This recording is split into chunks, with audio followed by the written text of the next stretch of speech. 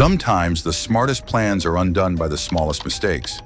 Sometimes you don't even need a witness. Sometimes all it takes is a search history.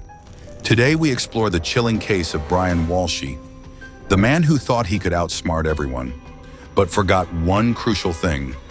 Google never forgets. Anna Walshe was more than a name on a missing person report. She was a 39-year-old powerhouse, a successful real estate executive climbing her way up in a highly competitive market, balancing intense work obligations with raising 3 young children. Her colleagues described her as smart, driven, and charismatic. Friends called her magnetic. Her children, she was their world. Anna spent her weeks traveling between Washington, D.C. and Cohasset, Massachusetts, trying to build a better future for her family. She was known to be meticulous in planning, never missing a meeting, a call, or a family event.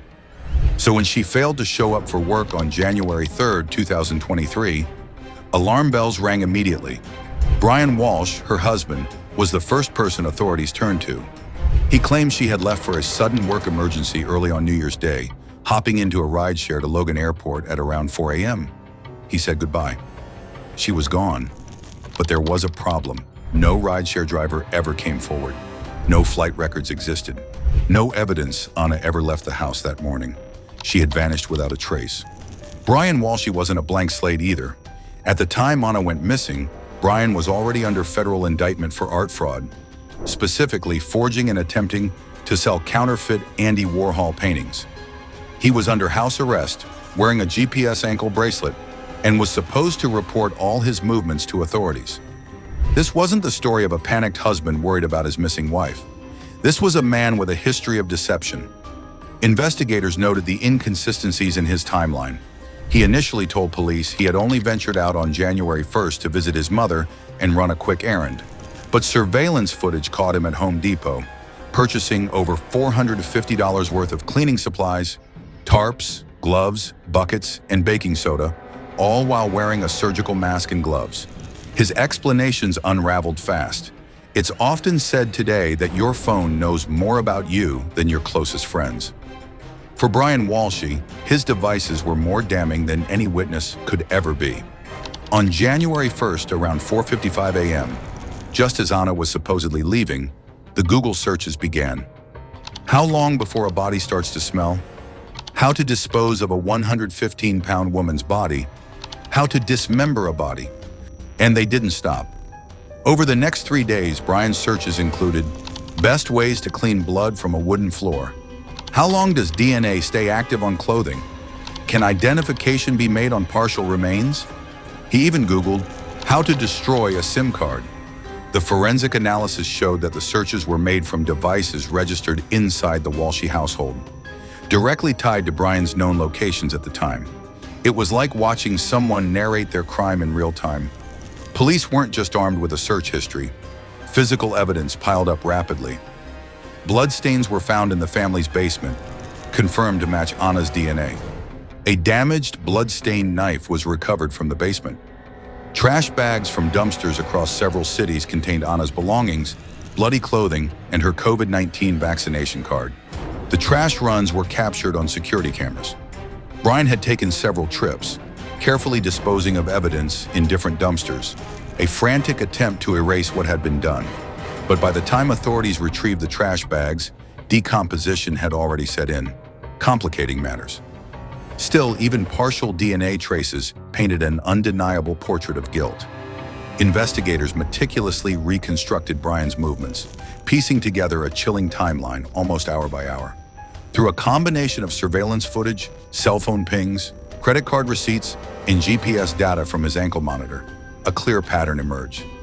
On January 1st, Brian's day began with a series of Google searches at around 4:55 a.m., searches that would later become key evidence.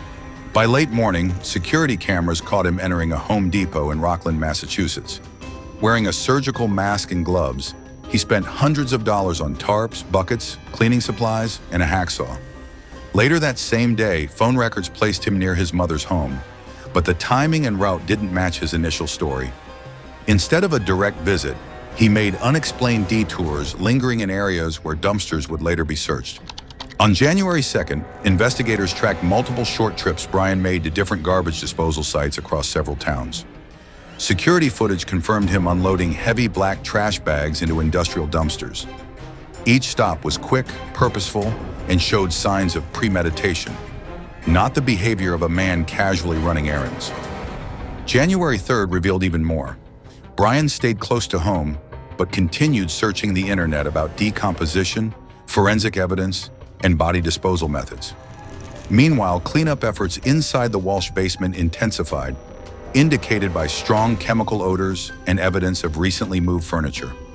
Finally, on January 4th, after 3 days of stalling and erasing evidence, Anna's employer filed the missing person report that would crack the case wide open. Every hour Brian delayed, he left behind more data. Every trip, every purchase, every click, another piece of the puzzle investigators methodically fit together. By the time Brian was arrested, the digital and physical map of his actions was so complete, it was as if he had drawn it himself. Brian Walshe was arrested initially on charges of misleading a police investigation. Prosecutors needed time to build their murder case properly, to cross every T and dot every I. On January 18, 2023, Brian Walshe was officially charged with murder. At the arraignment, the prosecutor revealed the mountain of evidence: the searches, the physical proof, the surveillance footage.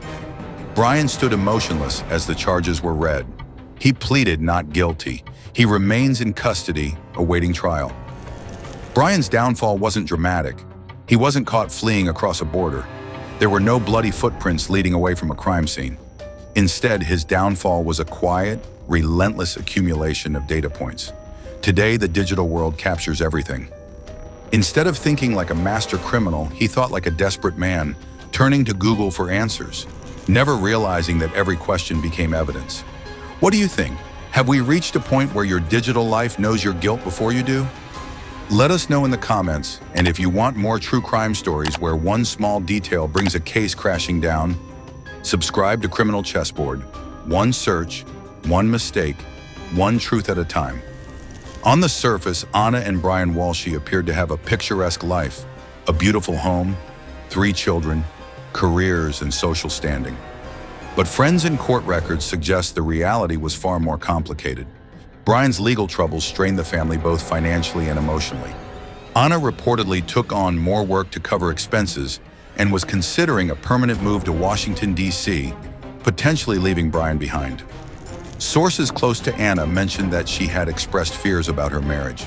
She had reportedly told some friends that she felt unsafe or unsettled, but never fully elaborated. Isolation, financial dependency, and control dynamics were beginning to shape their relationship. Anna's disappearance wasn't just sudden.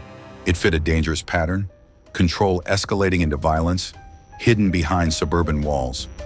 Anna Walshe's story should never be reduced solely to the crime that ended her life. She was a vibrant, ambitious woman who built a career against odds, who raised 3 sons with care, who navigated between 2 cities with determination and grace. Her disappearance and death have brought renewed attention to domestic violence warning signs. Anna Walshe is not just a statistic, she is a voice that echoes long after silence fell. If you like this video, give a like and subscribe, and let us know what else you want to see on this channel.